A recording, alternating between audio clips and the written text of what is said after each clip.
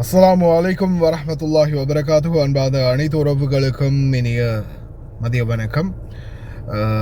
இப்போ ஒரு விளையாட்டு மாதிரி போய்த்து இல்லையா? கணவன் மனைவி பிரச்சனையா உடனே பெற்றதுங்க தான் பலி.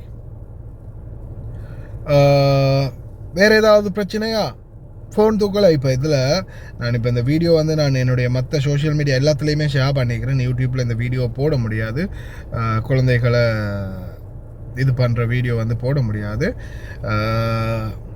அதில் அவன் என்ன சொல்கிறான்றத நீங்கள் நல்லாவே கேளுங்க. உனக்கு ஆன்சர் பண்ணு தானே, உனக்கு ஆன்சர் பண்ணு, உனக்கு ஆன்சர் பண்ணலாது தானே, உனக்கு ஆன்சர் பண்ணலாது தானே அடிக்கிறதுக்கு காரணம். உனக்கு ஆன்சர் பண்ணு தானே. அதாவது மனைவி ஃபோனை ஆன்சர் பண்ணலையா, மனைவி ஃபோனை ஆன்சர் பண்ணதுதான் குத்தம். அதாவது மனைவி ஃபோன் தூக்கலை, அதனால குழந்தைய வச்சு இல்லை, இது ஒரு விளையாட்டு மாதிரி போயிட்டு இருக்குது. இப்போது முதல் ஒரு டைமில் வந்து ஏதாவது பிரச்சனைன்னா, கணவன் மனைவி பிரச்சனைன்னா அது அவங்க பார்த்துக்கொள்கிற நிலைமை இருந்துச்சு. ஆனால் இப்போது இந்த சோஷியல் மீடியா வந்த பிறகு அதுதான் இப்போ அவங்களுடைய அந்த மெயின் டார்கெட்.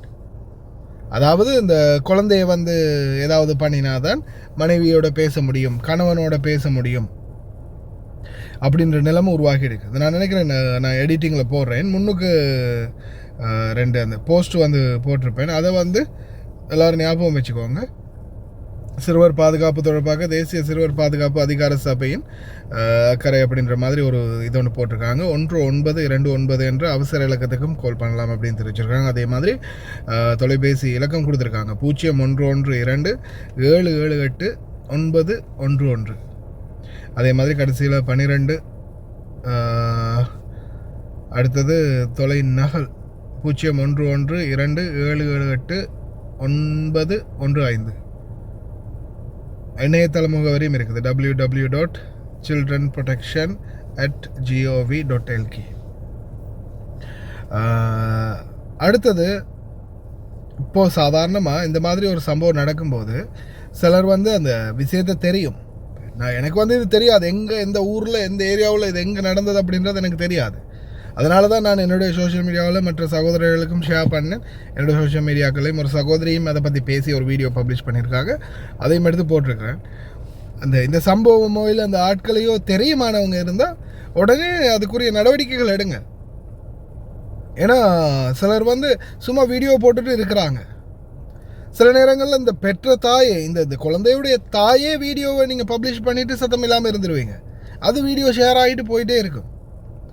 அந்த மாதிரி இருக்காமல் ஒன்று உங்களுக்கு தெரிஞ்சவங்களை வச்சு நாட்டில் கம்ப்ளைண்ட் பண்ணலாம், இல்லை அந்த சோஷியல் மீடியாக்கள் இருக்கக்கூடிய கொஞ்சம் அந்த பிரபல்யமான ஆக்களை சரி வச்சு அவங்கள்ட்ட சரி போய் இந்த வீடியோ அனுப்பி பேசி ஏதாவது ஒரு ஹெல்ப் கேட்கலாம். சும்மா வீடியோ மட்டும் பப்ளிஷ் பண்ணிவிட்டு விடாதீங்க. ஏன்னா இந்த மாதிரி வீடியோ பப்ளிஷ் ஆகும்போது அது கடைசியில் அங்கே இருக்கிறவனுக்கு கோபமுக்குறமாகி அந்த குழந்தைக்கு வேறு ஏதாவது பண்ணுறதுக்கும் வாய்ப்பு இருக்குது. அதனால் தயவு செய்து வீடியோக்களை மட்டும் ஷேர் பண்ணாமல் பாதிக்கப்பட்ட யாராவது இருந்தீங்கன்னா முன்னுக்கு வந்து தயவு செய்து பேசி அந்த குழந்தைகளை உங்களுடைய பிரச்சனைக்காக பச்சை மண்களை வந்து இது பண்ணாதீங்க, பழி கொடுக்க நினைக்காதீங்க. அதே மாதிரி இந்த நபர் இந்த வீடியோவில் நான் வந்து அதில் ஷேர் பண்ணியிருக்கேன், இதுலேயும் தம்ப்நெயிலையும் போடுறேன், என்னுடைய ஃபேஸ்புக்லேயும் போய் பார்க்கலாம், நீங்கள் டிக்டாக்லேயும் போட்டிருக்கிறேன். இந்த நபரை பற்றின தகவல் தெரிஞ்சால் மறக்காமல் கம்ப்ளைண்ட் பண்ணுங்கள், இல்லை நம்மளுக்கு சரி ஒரு மெசேஜ் சரி போடுங்க மெசேஞ்சரில்.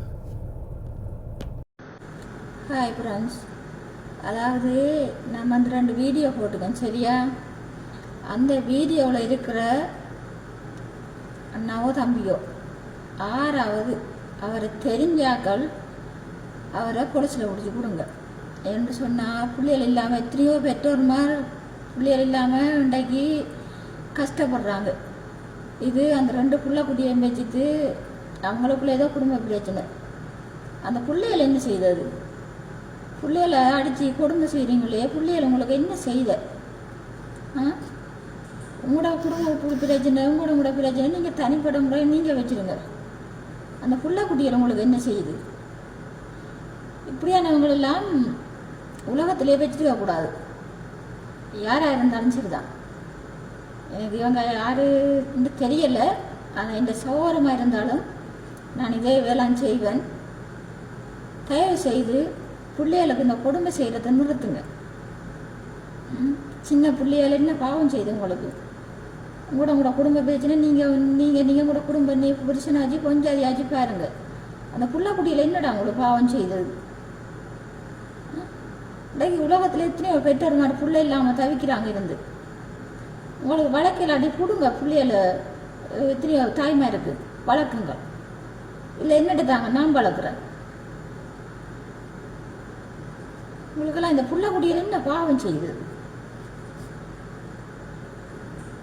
உங்களாம் இந்த தாய் வயிற்றுல என்ன பிறக்க இல்லையா? மிருகமா?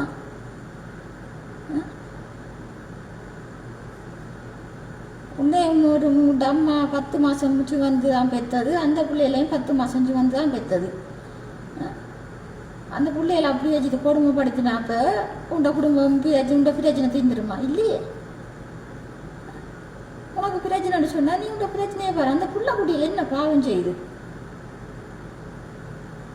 தயவு செய்து இந்த வீடியோ பார்க்குறாங்க எல்லாருக்கும் ஷேர் பண்ணுங்க. பொலிசுக கையில் போய் சேரும் மட்டும் ஷேர் பண்ணுங்க.